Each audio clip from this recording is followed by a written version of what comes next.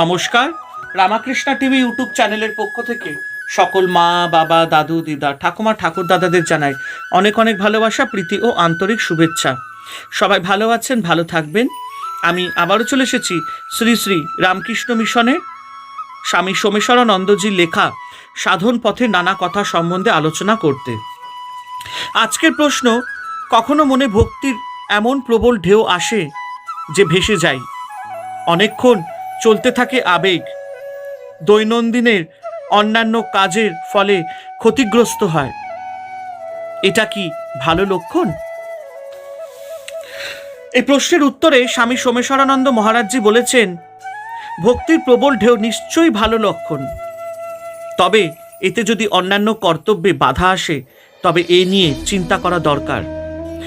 মীরাবাই, নানকের জীবনেও এমন হতো, কিন্তু এ নিয়ে তারা মাথা ঘামাতেন না।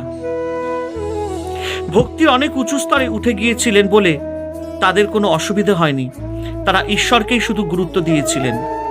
কিন্তু আপনার পক্ষে কি এটা সম্ভব? যারা অত উঁচুতে ওঠেননি তাদের ভারসাম্য রেখে চলতেই হয়। ভক্তি যেমন সুগম পথ, তেমনি অনেক সময় সাধক আবেগে ভেসে যান। এই ভেসে যাওয়া যদি তার পক্ষে ক্ষতিকর হয় তবে পদক্ষেপ নেওয়া দরকার। এখানে সাধক ভক্তিকে প্রধান সাধনা হিসেবে গ্রহণ করলেও জ্ঞানযোগ কর্মকেও সহযোগী হিসেবে নিতে পারেন। জ্ঞানের বিচার তাকে সাহায্য করবে ভক্তিকে দিশা দিতে, যোগ সাহায্য করবে ধ্যানে, এবং কর্মপথ সাহায্য করবে তার আচরণকে নিষ্কাম হতে।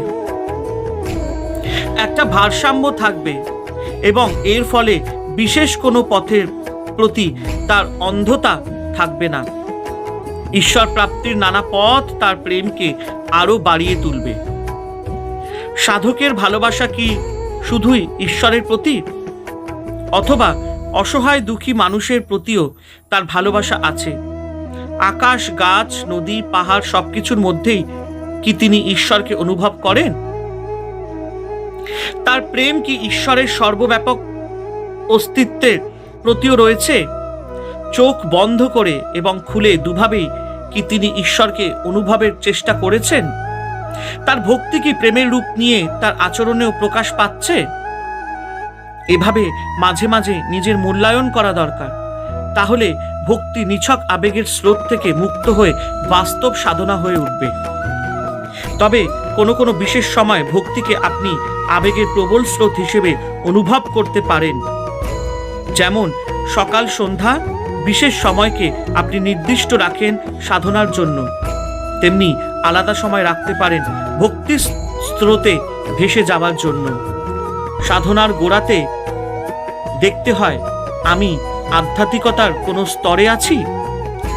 বর্তমান শক্তি সামর্থ্যের মাধ্যমে কতটা সাধনা করতে পারি, কিভাবে? হরে কৃষ্ণ কৃষ্ণ কৃষ্ণ হরে হরে, হরে রাম রাম রাম হরে হরে।